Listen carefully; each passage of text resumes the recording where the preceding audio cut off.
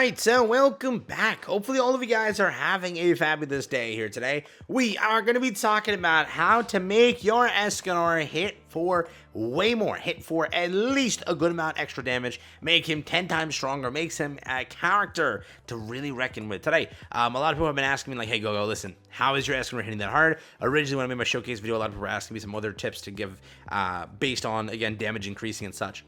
So, today, point of the video is that. Buckle in, be ready for it. If you are new to the channel, like and subscribe. It does help out a ton. If you do enjoy the guides, you want more in the future. But let's hop into it. Again, how to make Escanor get stronger. So, with this game, there's a few ways to scale, again, DPS and stats. To scale DPS and stats, a few ways to level up characters are these. First things first.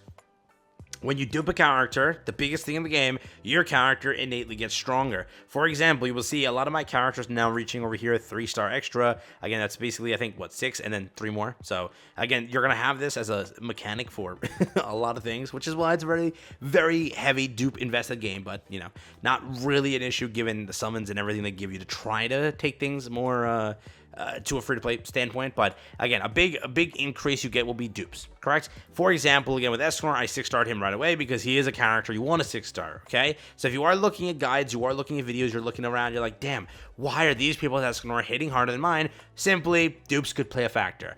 Not only that, when you are duping, you are adding extra potential stats to the character. Potential is a big thing. We'll talk about this in a second, but look at what I'm giving this Escanor compared to what you might be giving the Escanor. You might have an Escanor that's 1-star, correct? You only unlocked 1 potential bar, meaning you only get 32% attack. You are missing out on 32, 32, 32. You're missing on 100+% of attack, which, again, you're not getting. Why? Because you don't have it duped. And guess what? Me compared to somebody who's a bigger whale than me, they have an 8-star Escanor with 32% more attack than I do. So again, it's always going to be different based on those dupes. It's a big factor. But again, there's something you can do to, again, make sure your Escanor does more and how to, again, handle him. So keep that in mind. Also, again, when duping, the level goes up. So those are things that are out of your control potentially based on, again, how much you put into the game or, again, how much your luck is helping you along the way, okay? But what can you do for Escanor that will help him hit higher numbers and, again, help him do something? First things first, when it comes to potential, the same thing that I just mentioned, you want to make sure your potential stats are always to the right standard. For a character like Escanor, he doesn't really have much to look forward to other than these things here. He has simple attack damage. Okay. He has simple, hey, if I attack, it's a successful attack. It then grants me Sunshine. When it grants me Sunshine, I increase my crit chance by 0.4%, and I increase my crit damage by 0.8%. So, do I scale this character on crit damage or crit chance when it comes to potential? No. In my opinion, attack is the way to go. You also look at his ultimate also. Increases final attack and then just ults. And again, he does have overwhelm damage, which basically allows him, attribute advantage damage, which is basically any attribute he annihilates because he's just that guy.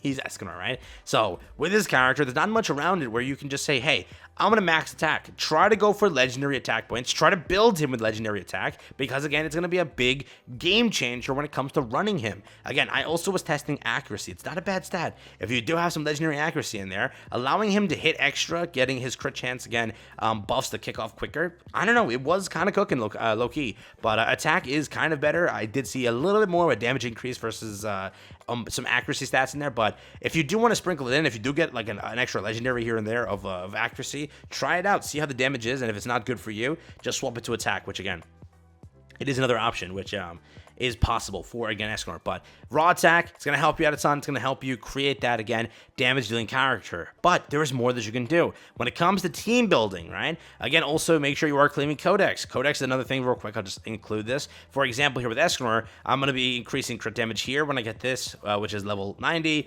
Again, there's other challenges that I've already completed, which are these over here. As I reach all these levels, make sure to claim them. It gives you crit damage, crit damage, crit damage, crit damage, crit damage, and again, more crit damage. And then I think also Awakening gives you crit damage, so just make sure to claim this stuff on all your characters that will give them buffs and, again, make them stronger characters. Don't forget that. Also, when it comes to defense base, correct, make sure you're using the constellations, upgrading them too, and also make sure you are taking care of the lab over here.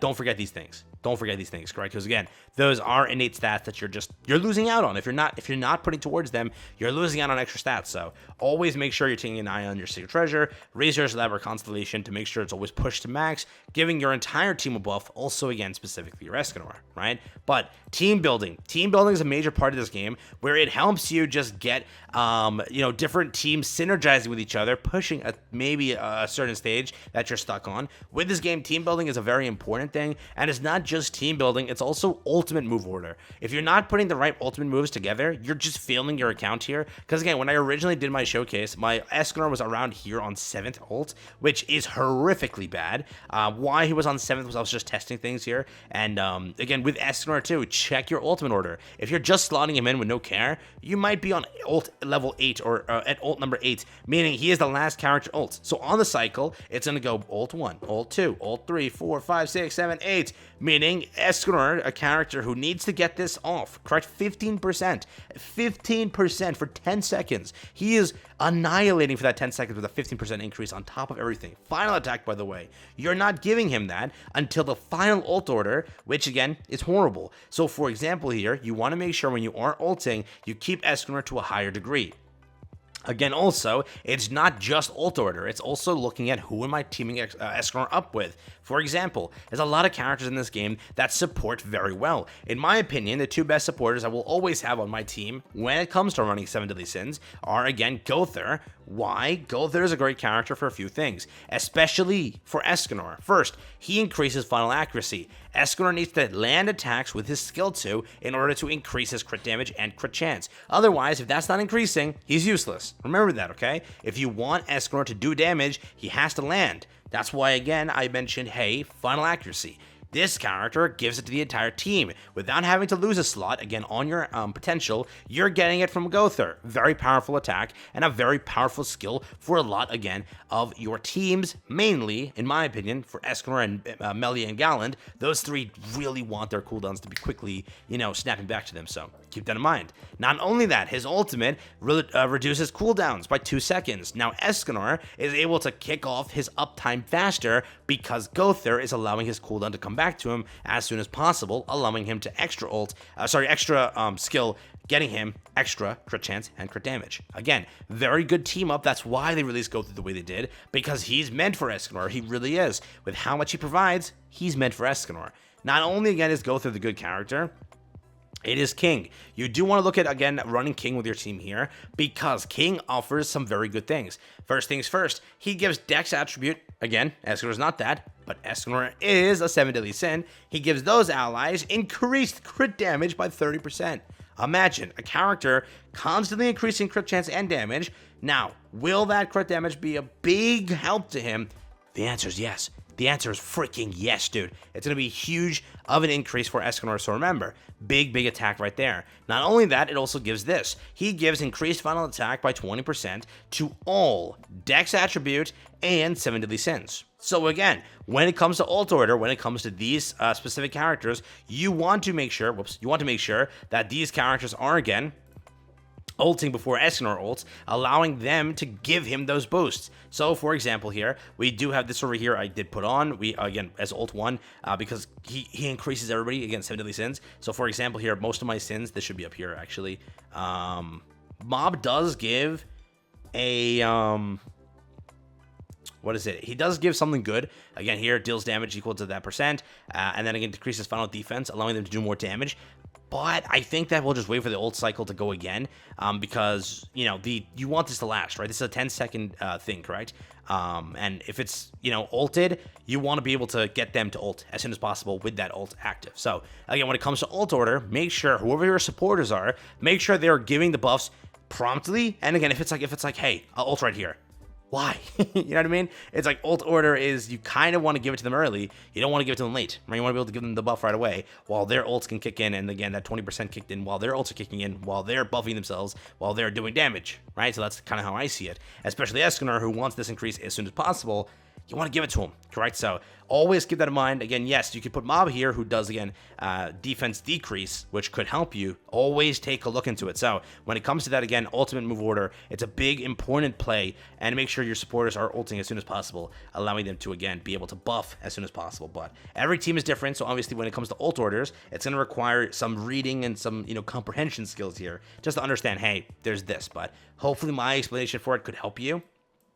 But again, it doesn't stop there. Escanor does have a bunch of characters who are willing to support him. If you were to look at it, we're going to look at, I think this is support, right? Yeah, this is support. We are looking for a few characters that can help. Maybe she's not of that caliber. Where is she? Maybe she's not of this element. Is this one over here? Where? Oh, there she is. Elaine. Elaine is the character that I'm looking for here. Elaine does something good. Again, why I'm not running Elaine is because, first off, she's not duped. Remember, if I give you an idea like, hey, run Elaine, buddy, and your Elaine's like 1 star, for me, Elaine's useless. There's no reason. There's literally no reason for me to run Elaine because she's horrible in the context of she's 1 star. And again, she's not the best, but that doesn't hurt us. She decreases crit chance over here by 18%. Okay. She goes over here and decreases crit resistance, allowing Escanor to crit sooner, allowing Escanor to crit, again, in the context of gaining his damage and gaining everything faster, allowing him to do that. Remember, it's a big thing, again, allowing his crit damage to go through, so this character can aid that entire aspect. Not only that, you do have a character like, I think Monspeed also is a pretty good team up. I don't know if he provides anything for him. Decreases crit resistance by 18%, crit defense by 32%, and deals damage equal to 50% of attack every 1 second. So he's also really good, correct? If you have Monspeed, you kind of want to run it with Escanor of, again, what he offers. He's really good for that. And again, if you run like a crit-based team, there is a lot of potential. Throw Melee on there, because again, Melee is crit-based. There is, again, a lot of potential you can kind of cook up with that team, but it depends on what you're running. Remember that. Again, I don't have Monspeed. Monspeed's 1 star. There's no reason for me to run Monspeed because, again, he's 1 star. My Mob, which, again, over here, or Mod. I think you have to call him Mod, right? Imagine I've been calling him. Yeah, it's Mod. I've been calling him Mob all day. Not Mob Psycho, bro. But why I'm running him instead is because, again, he's fully duped. And in a different way, Monspeed really isn't. So that's why, again, I ran him. But a character like Danafor, this also works. This is character building, correct? You have a character here who also does something, I think cooldowns, right? Decreases allies' cooldowns by 2 seconds. So 2 seconds from Gother. I mean, it's not bad. And then again, it also increases crit chance over here. Only thing is for it's for vitality, correct? Again, but I think he is vitality. Sorry, but it grants a level 5 sever that to that again, and then again it's crit chance. So remember, there's characters that team in perfectly with the Escanor build here, and it just depends on what you want to run. I wanted to just share this with you, help you maybe gain some damage with Escanor. Make sure you are running the right supports with him. Again, I give you 4 options. I give you 5 options with Monspeed, but I think Velasco also has some sort of comp there that you could run, but as of right now, there's a lot of characters that Escanor would like to be a part of, and a lot of sort of things that you can actually run here to make sure you are gaining as much damage as possible. I'll show it to you again where my Escanor is right now, but again, we are losing the stage 100%. We're not going to get past it, but Escanor is like my top DPSer. If Bond does have type advantage, he does kind of beat him sometimes, and if Escanor does fail to crit here and there, it does happen where sometimes they might inch ahead, but with all the ult order and everything, we should be able to do this. Is he a strength? Because I think that's why Gother's hitting so hard. He's vitality, so Gother is hitting for that reason there. 87, 90. Okay, Escanor making a comeback here. Can he land it? Oh, 145 with a nasty wipe of an ult. Okay, we're going to see through that. Yeah, so again, Escanor is my top DPS there. Gother is no different, though, and Bond, no different. So, with that being said, wrap it up there. Take care, have fun. That's been it for me. Hope you guys enjoyed it, and I'll catch you tomorrow. Yeah.